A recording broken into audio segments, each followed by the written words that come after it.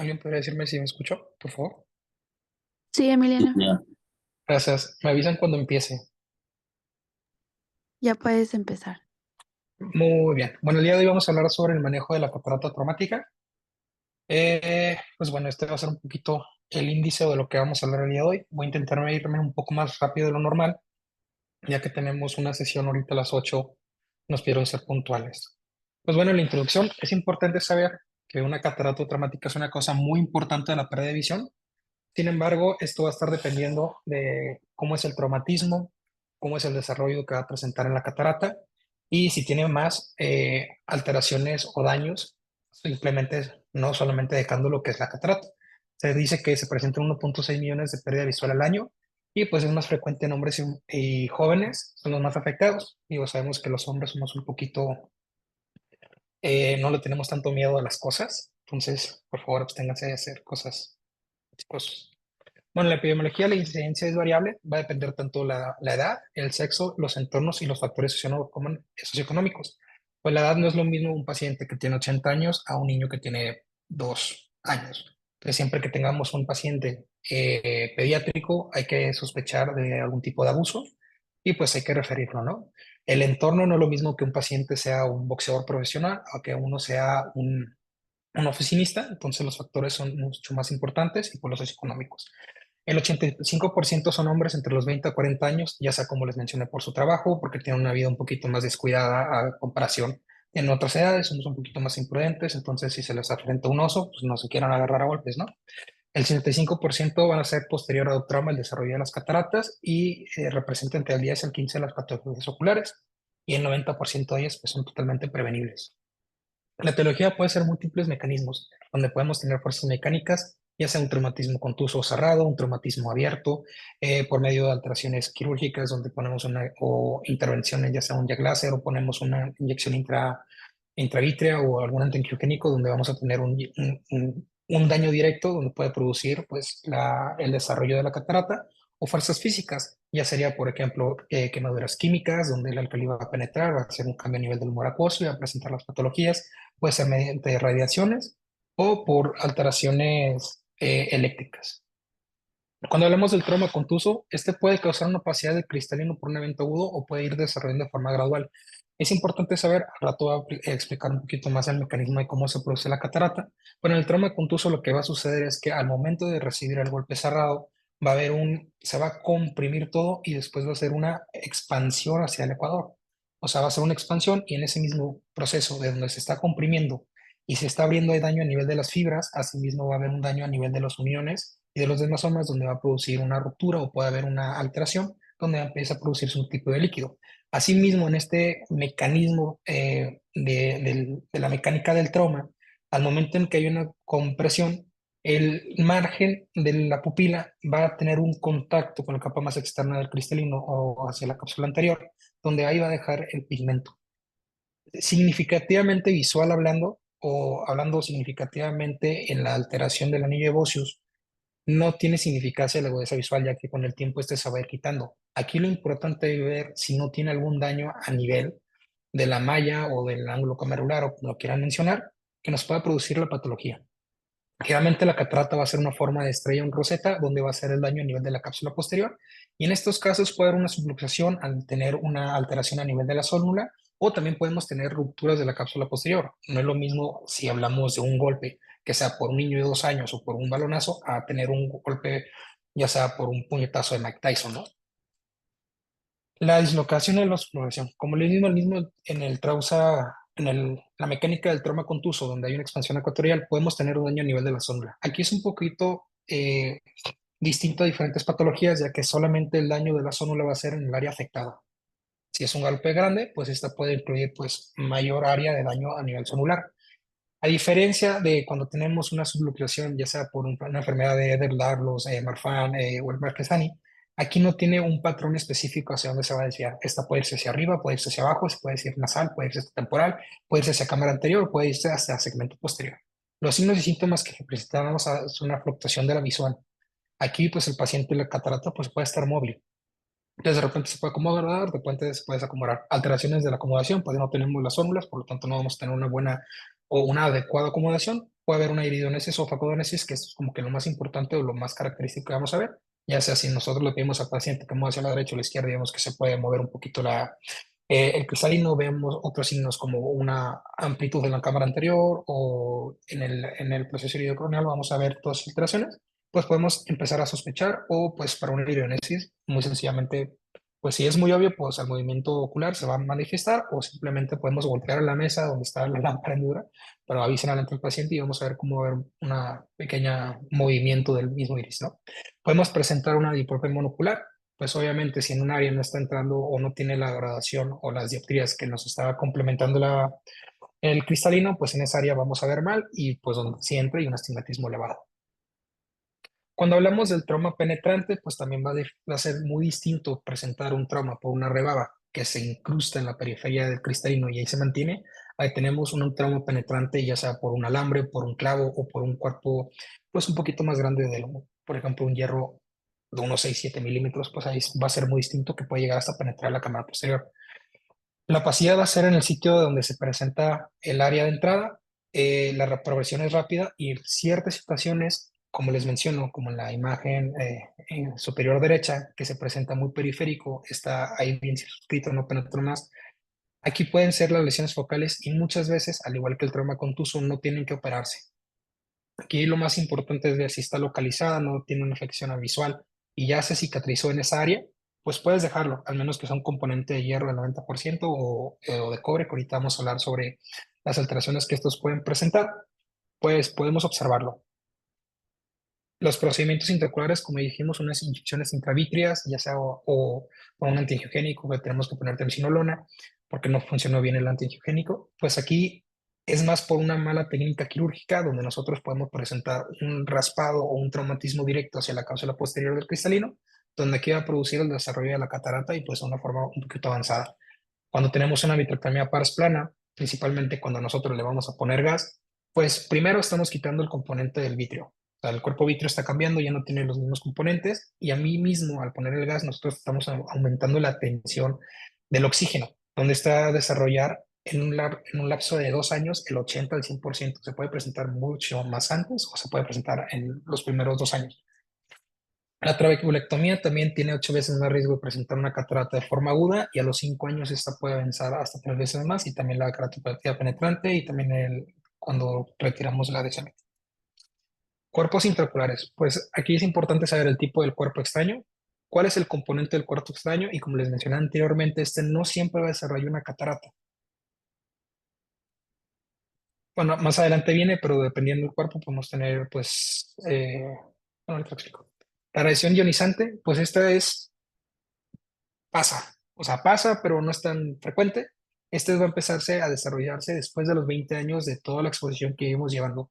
Realmente son los jóvenes más susceptibles por el mismo proceso de desarrollo de las células o la proliferación de ellas, y esta va a ser una pacificación puntiforme que se va a presentar en la cápsula posterior.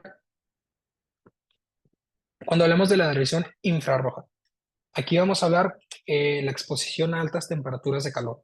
Aquí va a haber lo que se conoce como una exfoliación verdadera. Las capas más externas del cristalino se empiezan a pelear, se empiezan a caer. Entonces, pues empieza a presentarse una catarata cortical y pues la forma característica es la catarata en soplador de vidrio.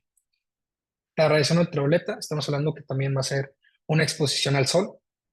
Asimismo, aunque no estés en un lugar, o sea, que tenga mucha exposición al sol, sino estás en lugares templados, como quiera el 10% de la población general la puede desarrollar, principalmente en hombres por su tipo de trabajo y la exposición que tienen en el aire libre, y pues se va a presentar como una catarata cortical, que es muy importante hacer énfasis en usar lentes, en usar gorras, ya que estos pueden disminuir los lentes en un 80% y las gorras entre un 30 al 50%.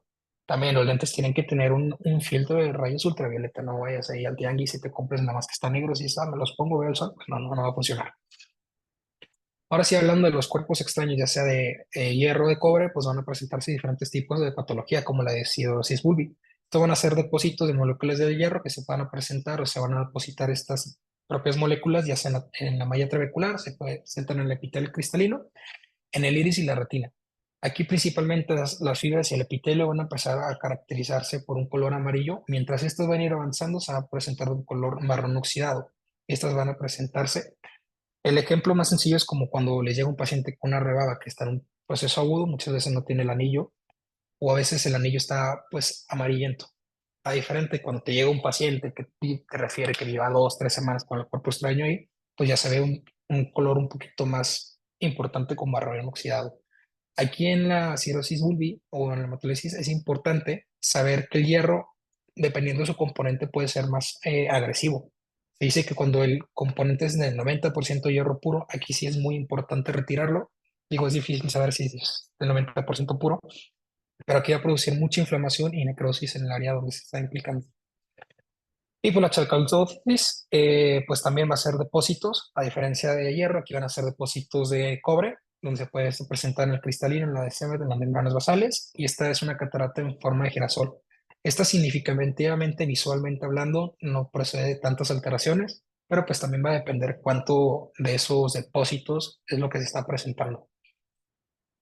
Las lesiones eléctricas, aquí va a haber una coagulación de las proteínas, donde va a cambiar pues la, el equilibrio, no sé cómo mencionarlo de forma más entendible, dentro del cristalino en sus procesos normales, por lo tanto las proteínas se van a empezar a alterar, van a empezarse a formar vacuolas en la periferia y se van a hacer como líneas, les decía, como plumosas, que se van a ir desde la porción anterior hacia el ecuador. Estas pueden regresionar, dependiendo qué tanto te botaste, y pues sí.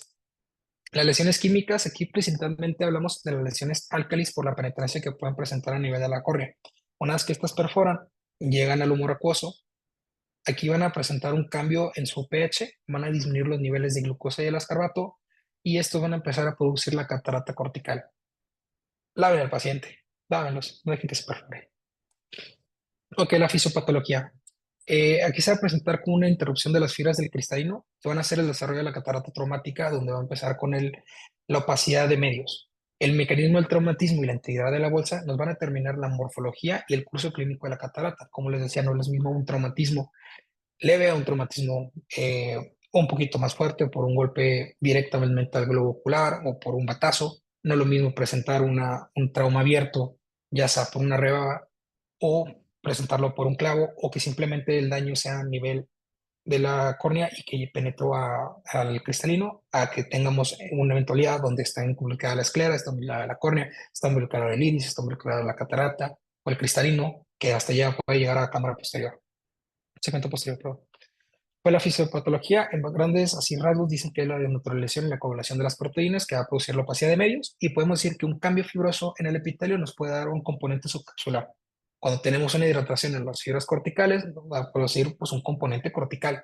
Y cuando hablamos de una disposición de pigmentos, hablamos de un componente nuclear. Ok, la histopatología, pues bien, hay que importante saber que las cataratas aquí son blandas, generalmente. No son cataratas que fueron con el paso del tiempo en 20, 30, 40 años que se fue desarrollando, donde estas se empiezan a formar, pues empiezan a ser un poquito más grandes, son un componente más duro, a diferencia de una catarata traumática blanda que su progresión es rápida. Aquí tenemos una disfunción del epitelio. Como les había mencionado anteriormente, hay alteraciones en las uniones estrechas de los demosomas que van a proceder a una degeneración y una vaculización localizada, y mientras va a ir avanzando, pues más opacificación va a tener, y esta puede conllevar a que no sea una alteración solamente focal o en una solamente área periférica o central, sino que va a involucrar toda la totalidad del cristalino, produciendo un edema. En la historia clínica es bien importante determinar qué tipo de trauma tenemos y qué emergencia aguda se presenta.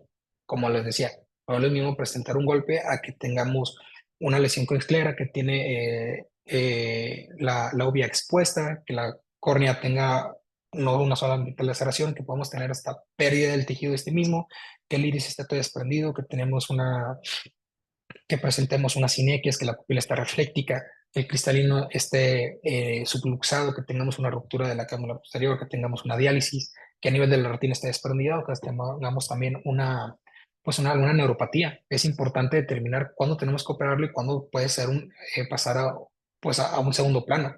No es como que el paciente esté en un SIN, que está en estado de coma, y nosotros no hay que ir a operarle esa catarata traumática. Hay que ser un poquito, pues, coherentes, ¿no? La comorbilidad asociada no es lo mismo operar a un paciente que es totalmente sano a un paciente grande que tiene obesidad mórbida, que el paciente esté descompensado, que tiene alguna cardiopatía. Pues es importante siempre poner la vida por los riesgos que puede presentar la cirugía. Los potenciales visuales, como les decía, una rebaba o un traumatismo periférico focal, no es lo mismo a una catarata luxada. Y el examen de la lámpara hendidura. Es importante pues determinar y ver totalmente todo lo que lleva en una exploración física del ojo.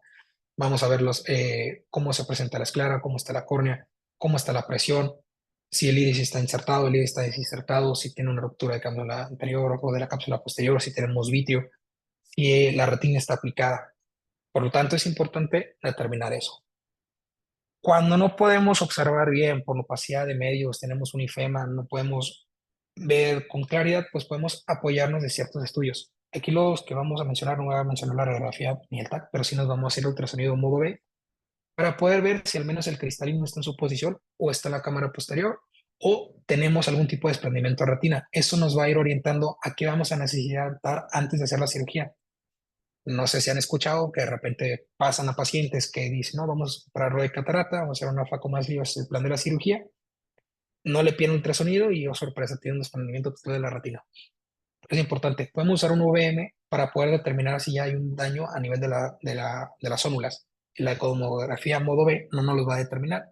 Y pues si queremos ver también si tiene una ruptura de la cápsula posterior, tiene una alteración de las zónulas, pues podemos hacer un OCT de cámara anterior. El cálculo del lente, pues ya sabemos cómo se hace el cálculo y pues muchas veces siempre hacemos dos y pueden tener una relación, pero no siempre va a ser el mismo caso. Es decir, son los estudios donde se vio cuándo, cómo y en qué situaciones podemos hacer el cálculo del lente. Si nosotros hacemos el cálculo del lente en el ojo sano, el 60% de los pacientes en ese estudio puede tener uno menos de una dioptría de alteración. Si nosotros hacíamos la biometría en el ojo con croma, ya pasando el tiempo, dejando que se estabilice, que se desinflame, el 76% de los pacientes podían tener esa alteración. Cuando hablo uno o más dioptrías, me estoy refiriendo a que podía presentar una alteración desde 1.25 hasta más 6.25, que es un mundo. Entonces, ahí es importante saber cuándo irme al ojo contralateral. Si tenemos un daño a nivel corneal donde no podemos tener las keratometrías, pues se podría hacer un K promedio del 44 o usar el ojo contralateral. Ok, vamos a empezar a hablar así de un poquito de los manejos. Siempre antes de hacer el tratamiento y el manejo tenemos que hacer tres preguntas fundamentales. ¿Cuándo es el momento óptimo de la cirugía? En el momento agudo, tuve el golpe hoy, te opero hoy, me espero una semana o me espero hasta 2, 3 meses. La biometría exacta, como ya sabíamos, no siempre el cálculo del lente va a ser el más adecuado. Y pues, ¿cuál es el lente intraocular que vamos a ponerlo y cuál va a ser el lugar más seguro? Si tengo una ruptura de la cápsula posterior, ¿lo puedo poner en bolsa? Pues no. Si no tengo un buen soporte a nivel de la cápsula anterior, ¿lo puedo poner en sulcus? Pues no. Entonces, tengo que entrar el lente, lo puedo poner en cámara anterior, lo anclo esclera, hago una técnica, hago otra. Entonces, eso va a estar determinado por la patología que vamos a tener o va a estar presentándose. Entonces, en el trauma contuso, ¿esperamos o lo operamos en el mismo momento? Como ya sabemos, muchas veces el trauma contuso se estabiliza, se mantiene. Tengo un paciente que tuvo un trauma contuso donde la lesión es mínima, tiene una huesa de 20-40, ya no está progresando, ¿para qué lo opero? Y más si es joven.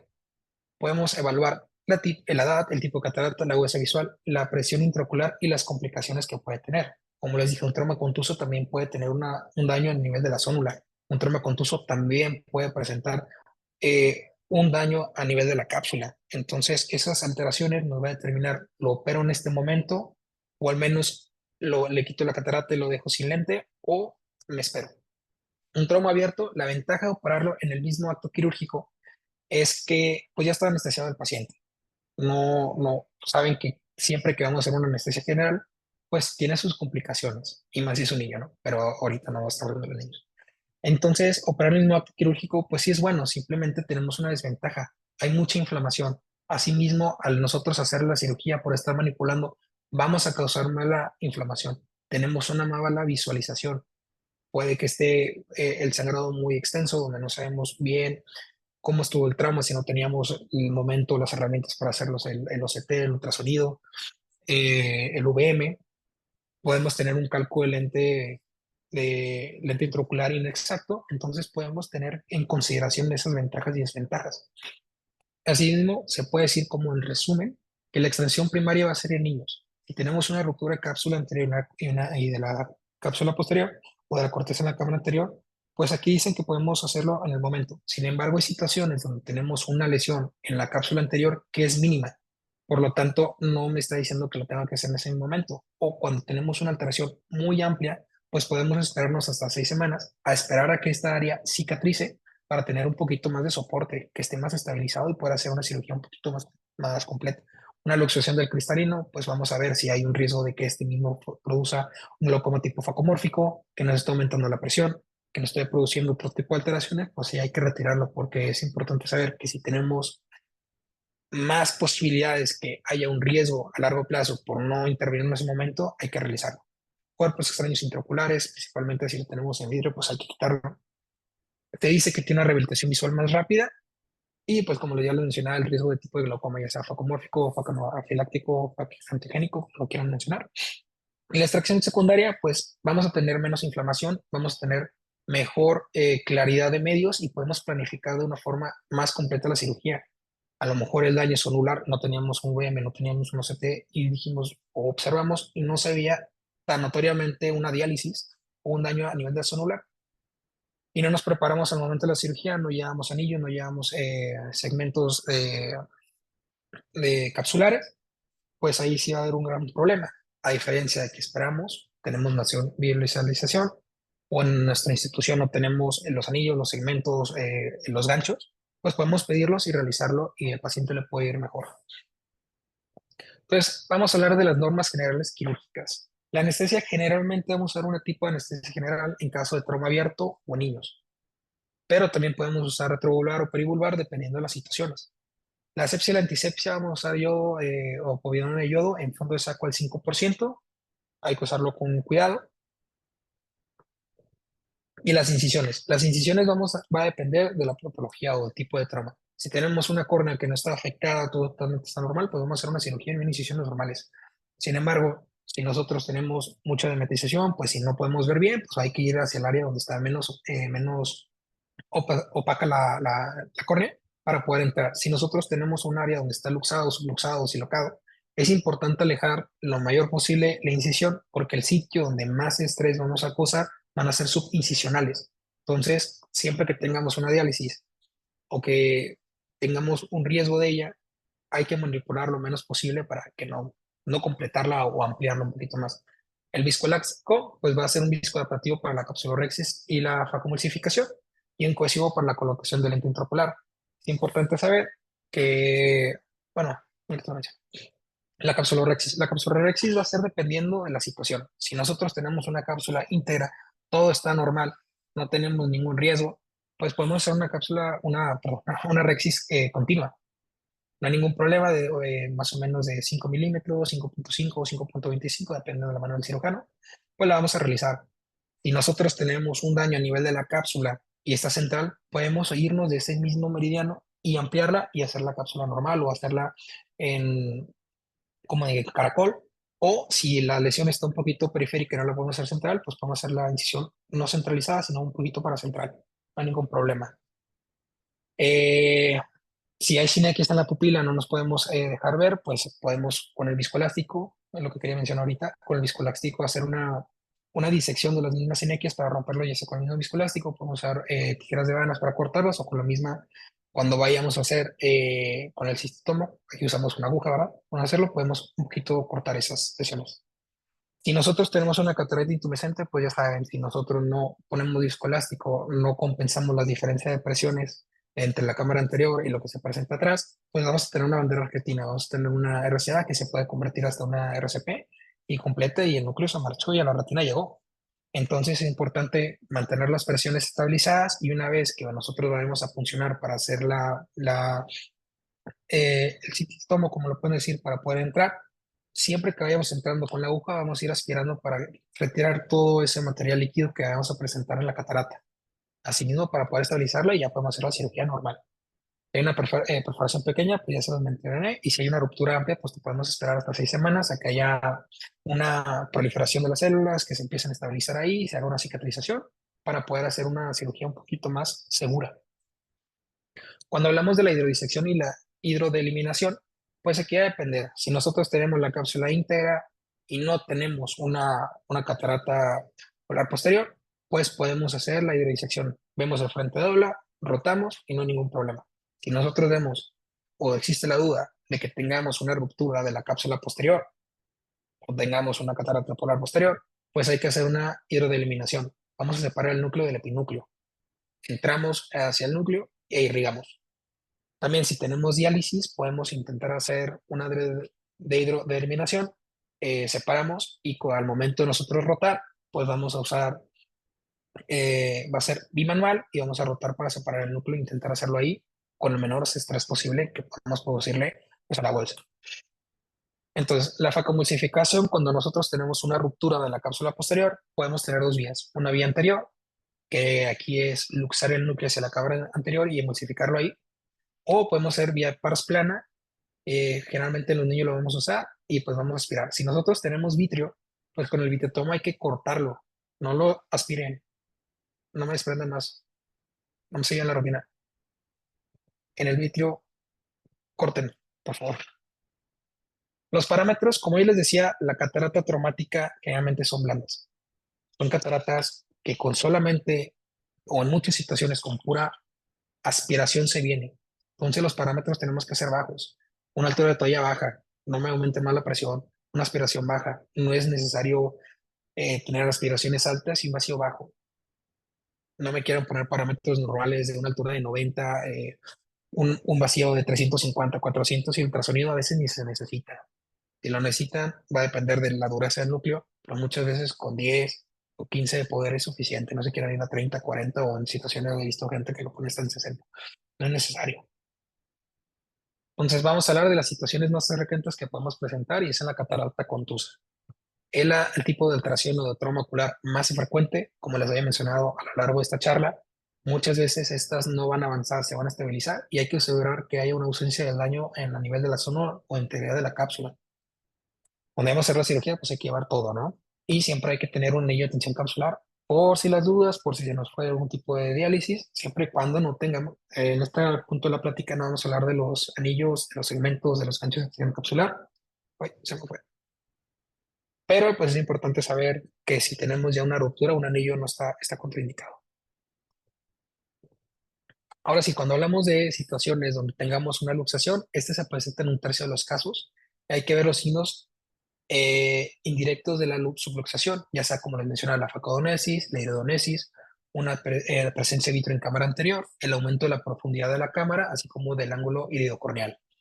La anestesia aquí no se recomienda que se haga general. Aquí, bueno, puedes hacerlo si quieres, ¿no? Pero aquí podemos usar anestesia tópica o perivulvar que no mantenga mucho estrés. Al momento de hacer la cirugía, pues hay que poner las incisiones que sean en el área donde no está la lesión. Eh, tener que usar un buen azul de tripán para poder pintar bien, un buen viscoelástico. Si tenemos vitrio, hay que cortar el vitrio con el vitriotomo. Y aquí la rexis hay que hacerla sin traccionar en el área donde está la zónula dañada. No me amplíes la diálisis. Dependiendo de cómo lo ven ustedes, pueden hacer, como les dije, la facomulsificación, ya sea en cámara anterior o en cámara posterior, o vía pars plana. Y pues aquí podemos usar los anillos de tensión capsular. Aquí va a depender si tenemos más de 4 zonas horarias, si tenemos una ruptura, pues podemos poner un anillo de tensión capsular desde el inicio de la cirugía. Podemos usar segmentos de tensión capsular o podemos proceder ganchos de iris y después anclarlos. Cuando hablamos de una catarata traumática penetrante, hay que evaluar el daño a los tejidos circundantes. Tenemos un trauma, vemos la catarata muchas veces por la opacidad, la inflamación, no es lo más importante. Primero cierra la esclera. Si la córnea está perforada o hay hasta ausencia de daño de tejido de la córnea, ciérrala. Y después nos enfocamos. Si hay un cuerpo extraño en la retina, pues obviamente la cirugía no se va a quedar ahí. Entonces siempre hay que evaluar todo. Cuando hablamos de la catarata automática penetrante, pues es importante saber la urgencia de retirar el cuerpo extraño si se presenta y suturarle heridas. Hay que tener un ambiente hermético para poder hacer una buena cirugía y que sea segura para el paciente. El cuerpo extraño, muchas veces cuando son pequeños, los podemos dejar en el cristalino dependiendo de las situaciones. Como les decía, si son periféricos, no hay ningún problema. Y si tenemos un cuerpo extraño en segmento posterior, pues hablen al retinólogo que haga la cirugía que tenga que realizar. En los niños, pues las connotaciones especiales de las cataratas traumáticas, siempre un niño hay que operarlo en el primer año del evento, por el riesgo de ambliopía que puede presentar. En la opacificación de la cápsula siempre se va a presentar en los niños de una forma muy rápida, por tanto hay que hacerle pues consalutomía y puede tener una gran estabilidad y el núcleo son muy blandos. Entonces, en pocas palabras, para correr la catarata, perdóname, el lente es importante determinar cuándo puedo ponerlo, en qué situación lo voy a poner. Y nosotros tenemos una integridad de la cápsula posterior sin ningún problema, pues nosotros podemos ponerlo en saco, sin ningún problema. Si nosotros tenemos una ruptura de la cápsula posterior, pues y tenemos una integridad de la cápsula anterior, pues podemos intentar ponerlos en sulcus. Importante saberlas, cuándo ponerlo, qué tipo de lente ponerlo, qué riesgos tienen de ponerlo y si lo tenemos que hacer o no una iridotomía. Si nosotros no tenemos soporte sonular, pues podemos poner el lente de en esclera, ya sea un Yamani modificado, podemos anclarlo en el iris o podemos poner el lío en la cámara anterior. Las complicaciones, estas complicaciones no son tanto a nivel de la cirugía, sino son complicaciones que puede tener el traumatismo, ya sea una ovitis posterior, el glaucoma, como les menciona, un faco anafiláctico, faco pórfico, un desprendo de retina, una ruptura cordal, ifema, hemovitrio, hemorragia retrovulvar, neuropatía óptico, bloqueo pupilar, resección angular, podemos presentar endophthalmitis si tenemos cuerpo extraño. Y las complicaciones que se van a presentar, bueno, después del traumatismo, generalmente van a ser un aumento de la presión, que el lente se mueva, son como de las principales que vamos a tener. El manejo posquirúrgico, aunque puede ser similar al manejo posquirúrgico de una cirugía, pues aquí es un poquito más complejo y tenemos que tenerle mayores observaciones. Entonces hay que parchearlo, hay que poner sus antibióticos, sus esteroides, pero aquí es bien importante tener los hipotensores, ya que las principales causas o alteraciones secundarias van a ser una hipertensión y lesiones en la retina. Si tenemos una depresión inmediata, pues podemos hacer o utilizar acetazolamida o medicamentos tópicos. Si tenemos una hipertensión tardía, pues hay que hacer una cirugía filtrante, hay que disminuir la presión. Y si el lío está descentrado, pues hay que reincentrarlo o recentrarlo. Y pues el cristalino del polo posterior puede extraerse en un lapso de 7 a 10 días. Sin embargo, pues si ya entraste y ya estás haciendo la vitrectomía, pues llévatela, ¿no?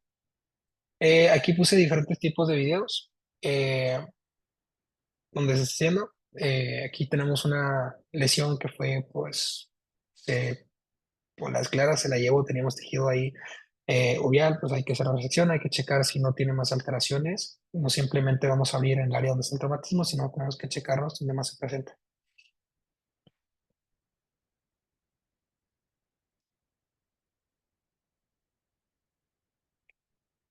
Aquí estas son cirugías que le pedí a mi papá de un tema que él expuso en Grecia sobre el trauma ocular.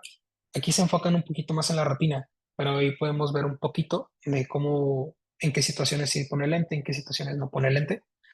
Si tienen dudas o les gustaría, pues puedo preguntarles si en un momento tiene disposición de hablar de trauma ocular, pues ahí vamos a hablar un poquito más de las situaciones que se pueden presentar.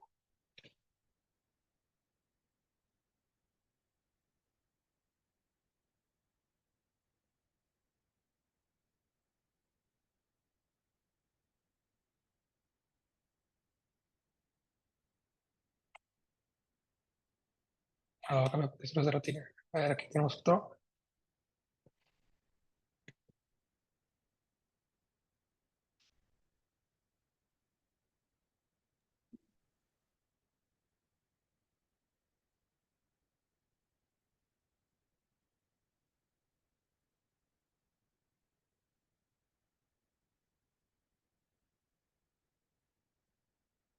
Dando cuenta que no se desprendió el iris, simplemente fue pues el mismo mecánica del traumatismo que se formó un poquito.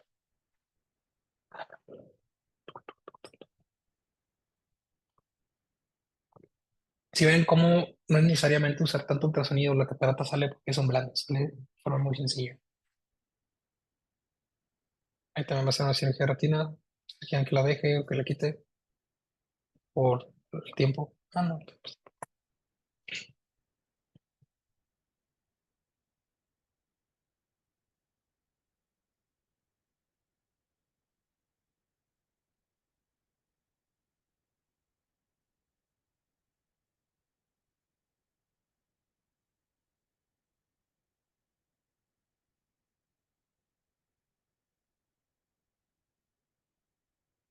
Ahí se dieron cuenta que tenía todavía un pedazo de retina desprendida, entonces ahí se pone un exoplante, en vez de tener que hacer pues, un cerclaje completo.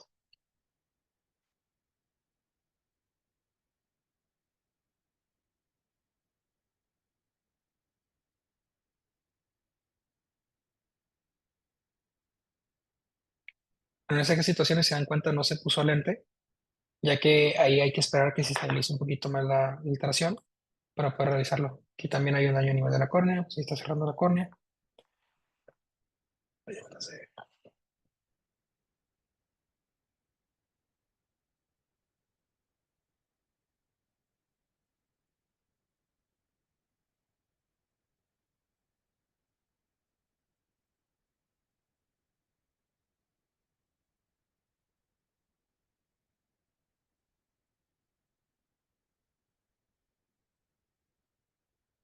Fue un trauma por un cuerpo extraño. Te van a ver que les decía de un cuerpo extraño de una rebada pequeña o una lámina de metal de 6, 7 milímetros.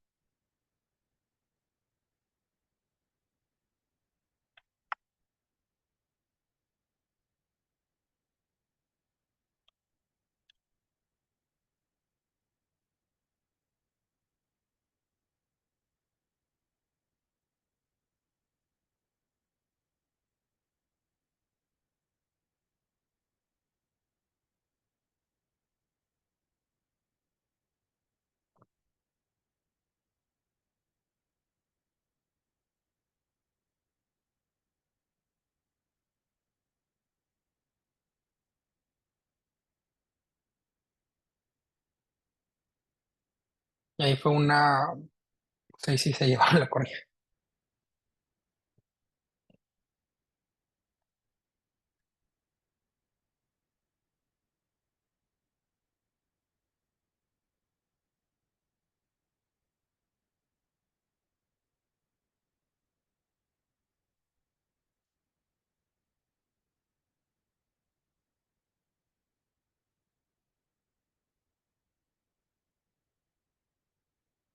Entonces, allí fue el traumatismo tan grande que hubo una ruptura totalmente de la cápsula anterior, de la cápsula posterior,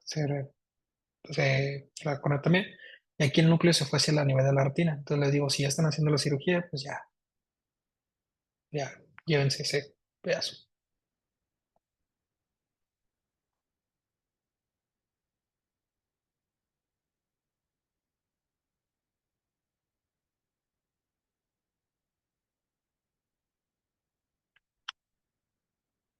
Les dirán, ¿cómo lo van a sacar? Hay dos formas. Una es esa que menciona mi papá, que es de ahí se trae el fragmento y ahí lo lleva, o puedes intentarlo con el detector o puedes sacarlo, como las pinzas anteriormente vistas en el video anterior.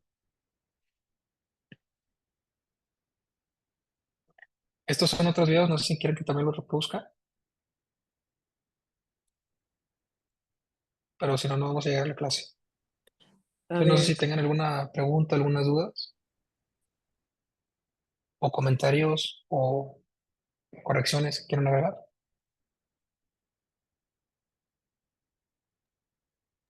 Ahí yo siempre tengo dudas, Emiliano. Mañana me preguntan, Este, nada te creas, dime. no, es con respecto a un caso que me tocó ver a mí, que creo que se los mandé al grupo, de un paciente que tenía mucha, mucha suerte porque estaba cortando tunas y se le clavó una espina en el ojo de córnea a cristalino, pasando por la pupila, o sea, sin tocar el iris, Ujú. y ahí se le quedó incrustada 22 días. Este, sí, o sea, hizo desidia, no fue porque quizá no era importante para él, y y pues la córnea, por alguna muy, muy extraña razón, no tenía ninguna lesión, infecciosa ni ulcerativa, o sea, nada más era como la perforación, que estaba sellada por la misma espina. Y Ujú. la espina pues rompió la cápsula anterior y tocó el cristalino, entonces pues obviamente tenía el cristalino completamente blanco. Eh, Aquí bueno, tenía como muchas dudas, pero la principal fue la disyuntiva entre dos adscritos entre si implantar de forma primaria o secundaria el lente intraocular. Obviamente, pues se le hizo un ultrasonido, vimos que la cápsula posterior estaba íntegra, se le hizo una cirugía de catarata, este, Pues muy afortunadamente el paciente no tuvo endoftalmitis, no tuvo ninguna como infección hasta ahorita, hasta donde yo sé. Y pues la doctora que lo operó le implantó de manera primaria el lente, o sea, en la misma cirugía, pero Ujú. otros doctores decían que ellos hubieran esperado para ver si desarrollaba algún tipo de infección fúngica, etcétera, que no hubieran puesto el lente de primera intención. Yo no sé si los tutores puedan apoyarme en esta duda. ¿Qué criterios hubieran tomado para decidir si poner o no poner el lente? ¿Pues doy mi opinión o me espero el escrito? Pues no sé. Es que diste escritos. O sea, yo, pues si ya se hizo una cirugía de catarata y al final de cuentas, pues era una cirugía de catarata, pues casi normal, ya que no tenía ningún proceso inflamatorio, no tenía datos de endoftalmitis. Yo sí hubiera puesto el lente en primera intención. Si ya en 22 días no te desayunas una endoftalmitis, ya la veo un poquito complejo que no lo vaya a desarrollar y más si es algo fúngico. Pero no sé qué opinen los profesores.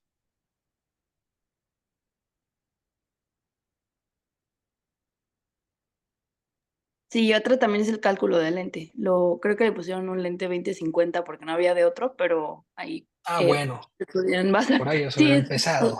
O sea, hospital pobre, pero más bien fue porque creo que se iban a basar en el cálculo del lente del ojo el ojo contralateral, porque no contralateral. tenían. ¿Y qué cuántos años tenía? ¿Cómo? ¿Cuántos años tenía el paciente? Como 35-36, joven. Bueno, mira, si no tienes el lente, yo sí me hubiera esperado a conseguir el lente. Hola Liz, yo tengo una duda de tu caso. ¿Le hicieron vitrectomía completa? No, no, no, no llegó a, o sea, se quedó en cristalino. El segmento posterior estaba íntegro, no tenía vitro en cámara anterior. La cápsula posterior Ah, ok. estaba íntegra. ¿Pero le fijaron un lente Yamane o...? No, No, se porque quedó en como bolsa. tiene bolsa, o Ah, sí sea, quedó en bolsa. tiene Perdón, bolsa, es no que hay como que ningún problema. no... Vengo en el carro y no escuché. Gracias. Sí, no te preocupes. Sí. Veo que el doctor Guillo tenía la mano levantada.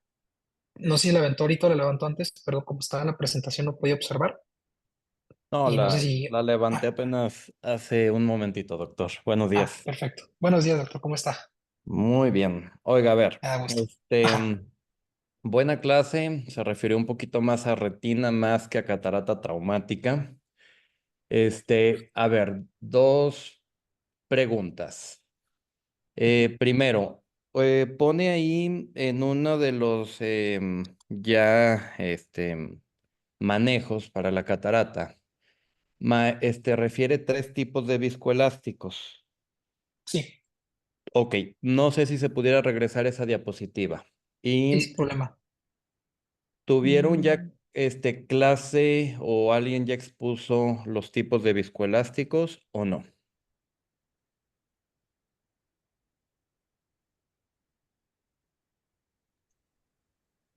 No, todavía no. Ok, porque sí, aquí sí me gustaría que el doctor explique, digo, lo dicen los libros, ¿no? Está poniendo bien ahí la bibliografía, pero me llama la atención por qué esos tipos de viscoelásticos para esos pasos. O sea, a ver, Doc, ¿por qué pone viscoadaptativo y explique o que alguien más explique qué es un viscoelástico adaptativo?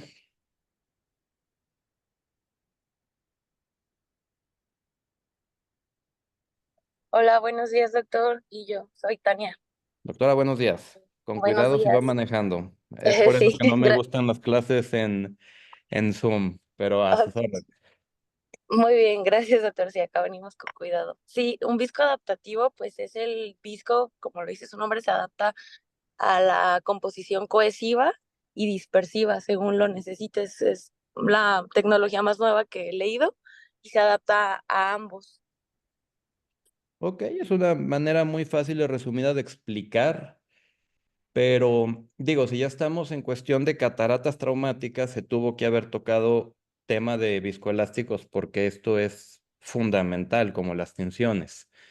Hay algo que los viscoelásticos tienen que se llaman shear point o el punto de quiebre o el punto de ruptura. El problema es que no hay una traducción de inglés al español exacta para decir ese shear point o el punto donde esto es física, donde un fluido pierde su propiedad viscoelástica desde el agua. Entonces, por eso me llamó la atención, porque obviamente tenemos principalmente dos tipos de viscoelásticos, que ya todo mundo debemos de conocer, desde el R0, que es el viscoelástico dispersivo, cohesivo, y después viene el viscoelástico que es adaptativo, y podemos después poner un viscoelástico, llamémosle en otro punto, que sería el viscoelástico pesado, tipo el Gilon 5, que se usa muy poco, pero recordemos que un viscoelástico cohesivo, a pesar de que cohesión significa como pegar, en este caso cohesivo no se pega al endotelio, nos abre espacio, como aquí pone muy bien para colocación de un lente intraocular. Pero si hay vitrio, también nos ayuda a aventar el vitrio hacia abajo o desplazarlo del lugar. Y un viscoelástico que es dispersivo, podemos pensar que se dispersa, que nos abre el espacio, pues no, ese es el que nos va a ayudar a pegarse al endotelio. Entonces, si lo ponemos para el vitrio, puede ser que se haga un poco inclusive más denso y al querer aspirar el viscoelástico, se nos va a venir también con vitrio. Y el viscoadaptativo es un tipo de viscoelástico que puede ser desde el Discovisc, también puede ser el Hilon 5, por eso les digo. Y la doctora Tania lo explicó de una manera resumida bien, así cortita, porque va manejando, pero es un viscoelástico que según el tipo de agresión, llamémosle, que influye el ultrasonido y la cantidad de solución salina ingresándose a la fluídica, tiene función como un viscoelástico cohesivo o dispersivo. Puede hacer las dos funciones, pero no tan bien como un dispersivo o un cohesivo. O sea, son muy buenos. Pero como sí lo mencionó Doc, por eso quería ver por qué lo puso. O sea, si usted, por ejemplo, tiene una catarata traumática, eh, pero, o sea, se ve la córnea bien, puede usar, por decir, quiere proteger, utiliza la técnica de soft shell para proteger endotelio y después abrir espacio. Si usted tiene ya una cuestión donde hay una diálisis onular, probablemente hay vitrio, etcétera, pues entonces ya va poniendo algún otro viscoelástico según como usted vaya viendo. O sea, no es regla. No sé si me estoy dando a entender. Lo que yo tenía entendido en las lesiones celulares, ponemos el dispersivo para mantener como un taponamiento, o sea, para proteger un poquito más. Por Sí, nada eso más. mencionaría yo creo que el dispersivo, pero Sí, pues sí va a ser dependiendo del caso. no, no, correcto. O sea, está bien, por eso le digo, no es una receta, pero acuérdese que hay viscoelásticos que se aspiran, que llaman en bloque, y otros que son más difíciles de aspirar. Entonces, si tiene viscoelástico ya en combinación con vitrio, ¿qué va a hacer? Va a estar un poquito más complejo aspirarlo, entonces pues No, no va a poder aspirarlo. ahí hay que Porque, usar ¿qué, el qué vitrotubo y dijo ahorita? cortarlo. Porque hablo en primera persona usted en las presentaciones. No me hagan esto. No me jalen esto que acaba de decir. Que el vitrio no sé. No se aspira, no se jala, se corta. Eso. Entonces, si no tiene vitractor anterior o Pues vitractor no voy a posterior, poner ese dispersivo. hay que tener mucho cuidado. O sea, por eso son los puntos a llamar. O sea, qué bueno que lo pone, pero siempre hay que explicar. Ahora, en una diapositiva pone diplopia monoocular. Ujú. Déjeme ver Defíname ahorita. diplopia. La diplopia va a ser visión doble, doctor. Oh, sí, claro. Pero, o sea, obvio. Pero la diplopia es que ven el mismo objeto dos veces, ¿correcto? Claro. Listo. Y si yo tengo una subluxación de cristalino, no luxado completo, subluxado, en el cual hay una área en el eje visual que el cristalino está haciendo, llamémosle su función, o el paciente ve a través del cristalino, pero hay una pequeña área donde no, el cristalino está subluxado, o sea, no está ahí. ¿Seguros que el paciente va a tener diplopia? No como tal. Eso. Entonces hay que poner diplopia entre comillas o explicar que no es una diplopia real, porque si el paciente, llamémosle, ubica en una pupila, la mitad tiene cristalino y la mitad no, ¿el paciente qué va a referir? Visión borrosa parcial. Una visión o un reflejo o un fantasma, ¿correcto? Ujú. Entonces no es diplopia. Ya para R3 hay que saber diferenciar bien una diplopia, porque si no sus compañeros R0, R1 pueden tener la idea de que es diplopia. Y al momento de la anamnesis del paciente, pues no es una diplopia real. O sea, es una pseudodiplopia o es simplemente, doctor, por un lado estoy viendo claro, pero por otro veo la imagen muy difusa. Esa es la diferencia y eso es lo que tienen que saber preguntar a los pacientes, porque acuérdense que es muy raro y regularmente son cuestiones de retina o cerebrales, las diplopias monoculares. Una subluxación no nos da realmente diplopia porque no ven dos objetos, ven una zona clara y una zona difusa.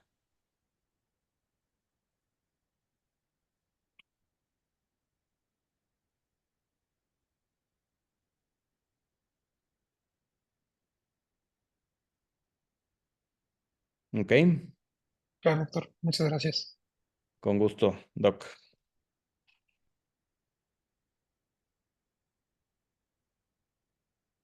Hola, Hola, César, ¿cómo estás? ¿qué tal? Muy bien, Emiliano, felicidades. Quería Gracias. solamente aportar algo ¿Quieres que ponga la más. presentación? Sí, no hace falta. Ok.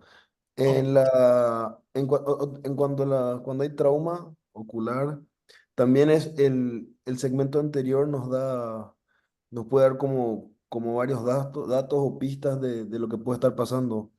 Por ejemplo, si tenemos una cámara posterior a un golpe, una cámara muy estrecha, podemos tener varias hipótesis o ver qué puede estar pasando.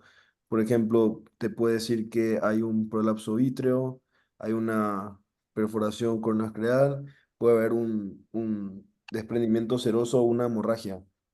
Sin embargo, si tenemos una cámara muy profunda, posterior a un golpe, una cámara que no es normal, podemos pensar en otras cosas, como que hubo una iridodiálisis, una recesión angular o que hubo una luxación del cristalino, ¿verdad?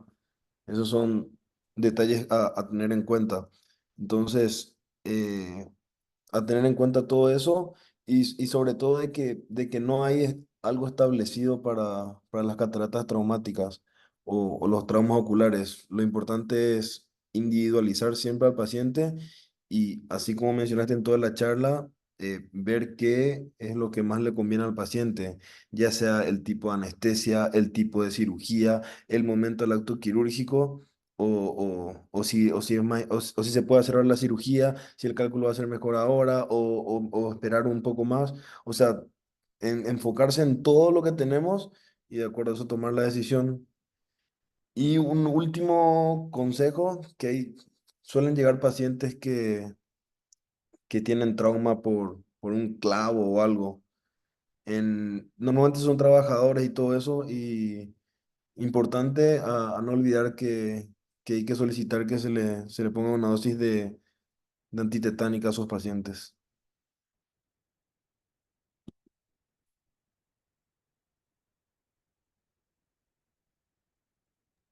Muchas gracias, César. Dale. Y ahí creo que la doctora vez me dejó unos tips en el chat. Sí, chéquenlo, están muy buenos. Muy bien, yo creo que está bien, Emiliano, por cuestión de horario, creo que tienen sesión ahora. Está bien, si nadie ya tiene nada que decir, yo creo que sí se puede dar por terminada la clase. Pues muchas gracias. Si les surgen dudas, ahí pueden preguntarme con confianza. Si puedo resolvérselas en el momento, se las resuelvo y si no, pues lo checamos juntos. Pues nos vemos al ratito. Tengan Excelente, buen muy día. bien. Felicidades, buen día. Bye, bye. Gracias. Gracias, bye.